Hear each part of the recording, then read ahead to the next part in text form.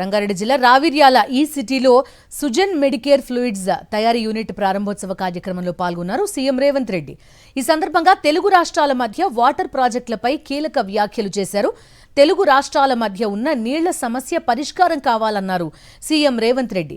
చర్చల ద్వారానే సమస్యలు పరిష్కారమవుతాయన్నారు. పాలమూరు రంగారెడ్డి ఎస్ఎల్బీసీ ప్రాజెక్టులకు ఏపీ సహకరించాలని కోరారు. పంచాయతీలు కావాలన్నా నీళ్లు కావాలన్నా అని ఎవరైనా నన్ను అడిగితే తెలంగాణ రాష్ట్రానికి నీళ్లు కావాలని నేను కోరుకుంటా. మీకు వివాదాలు కావాలన్నా మీకు పరిష్కారం కావాలన్నా అంటే నేను పరిష్కారం కోరుకుంటా. నీళ్ల వివాదం ముసుగులో రాజకీయ ప్రయోజనం పొందాలి అని మా ప్రభుత్వం మా పార్టీ భావించడం లేదు.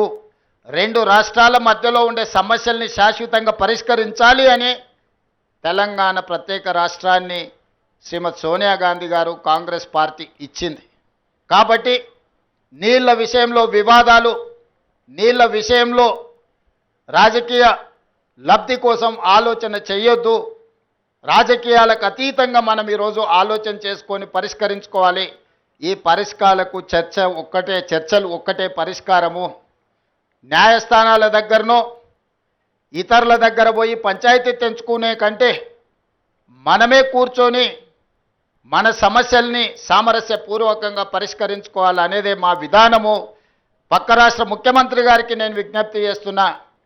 కృష్ణా నదిలో ఉన్న మా పాలమూరు రంగారెడ్డి ఎత్తిపోతలు కావచ్చు, మా కల్వకుర్తి లిఫ్ట్ ఇరిగేషన్ కావచ్చు, మా డిండి ప్రాజెక్టు కావచ్చు, మా ఎస్ఎల్బీసీ భీమా నెట్టంపాడు ప్రాజెక్టులు కావచ్చు, ఉమ్మడి రాష్ట్రంలోనే మంజూరైన ప్రాజెక్టులు.